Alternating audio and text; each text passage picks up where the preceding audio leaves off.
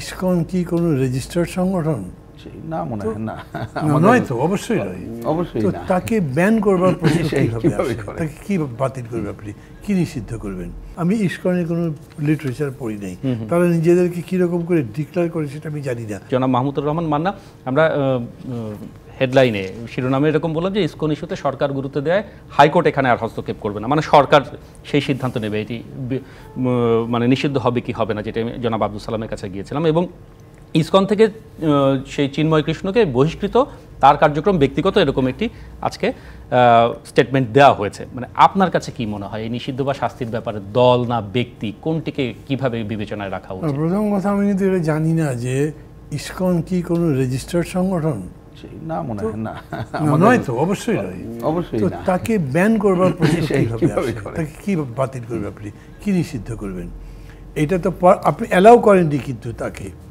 যেমন ধরেন ছাত্রলীগ বলতে পারে, ছাত্রলীগ কি আপনার আমাদের ইলেকশন কমিশনের রেজিস্টার্ড নয় তো, তো তাকে নিষিদ্ধ করা হয়েছে, তো এইখানেও নিষিদ্ধ করতে হবে।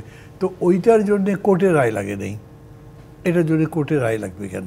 আবার খেয়াল করেন আওয়ামী লীগের ব্যাপারে রায় দিতে গিয়ে এবার মামলা যেটা আইন যেটা তৈরি করো, সে আইন করবার সময় এরকম একটা জিনিস আপনি বললেন যে এরা সরাসরি কোনো রায় দেবে না, এমনকি প্রস্তাবনাও দেবে না দল নিষিদ্ধ আইসিটি আইন যেটি আসলে সংশোধন হলো।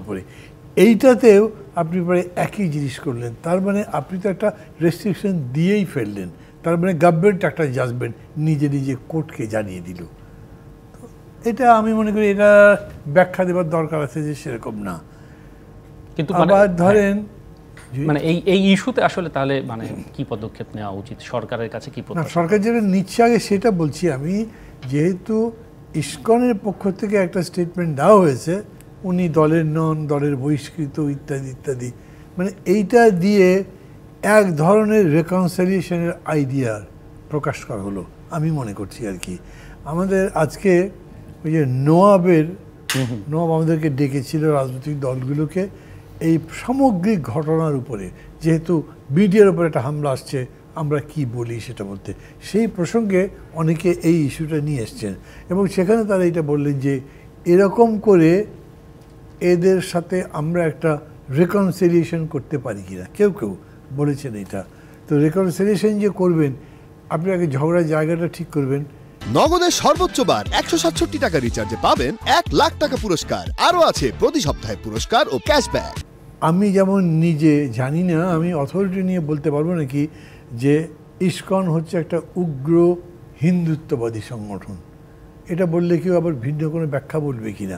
আমি ইসকনের কোনো লিটারেচার পড়ি নাই। তারা নিজেদেরকে কীরকম করে ডিক্লেয়ার করে সেটা আমি জানি না। গভর্নমেন্ট তাকে কীরকম করে জানে আমি তাও জানি না। ফলে এতগুলো বিষয় যদি স্পষ্ট না করেন তাহলে তো হবে না। এমনিতে বুঝি যেটা যেরকম করে কথাবার্তা শুনি, ওইখানে জয় শ্রীরাম স্লোগান দেয়, এখানেও জয় শ্রীরাম স্লোগান দিয়ে মারা শুরু করেছে, তারপরে লোককে মেরে ফেলছে। আমি একটা ঘটনা থেকে মনে করি যে এই ঘটনার তো বিচার হতে হবে এবং এইটা একটা মানে মব কিলিংয়ের মতো হয়েছে, অনেকগুলো মানুষ পিটিয়ে মেরেছে। তো এই কারণে এই জায়গাতে কতখানি রিকনসিলিয়েশন কাজ করবে তা জানি না। তবে ডেমোক্রেসি একটা মেথডোলজি বলেন, একটা প্রিন্সিপাল বলেন, যেটা ওপিনিয়নগুলোকে অ্যাসিমিলেট করবার চেষ্টা করে। কেবলমাত্র যে এটা সমন্বয় করে তা না, এটা অ্যাসিমিলেটও করবার চেষ্টা করে।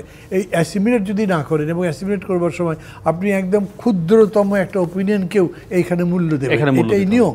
মানে it's not only just rule of majority, it is মানে আমি বলবো যে সব ওপিনিয়নগুলোকেই অ্যাকোমোডেট করবার জায়গা রাখতে হবে।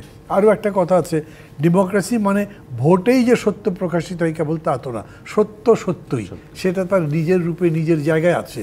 আপনি সেটাকে অস্বীকার করে গণতন্ত্র করতে পারবেন না। তো এইখানেও সামগ্রিক বিষয়টা কি, ইসকনটা কি, এটা কজন এসে আপনার এখানে একটা টক শোতে বলতে পারবে? এটা যদি গভর্নমেন্ট না বলে, অন্যদের ধারণা না দেয়, তাহলে কিন্তু একটা ভাসমান বিষয় থাকবেই। একদম স্পষ্ট।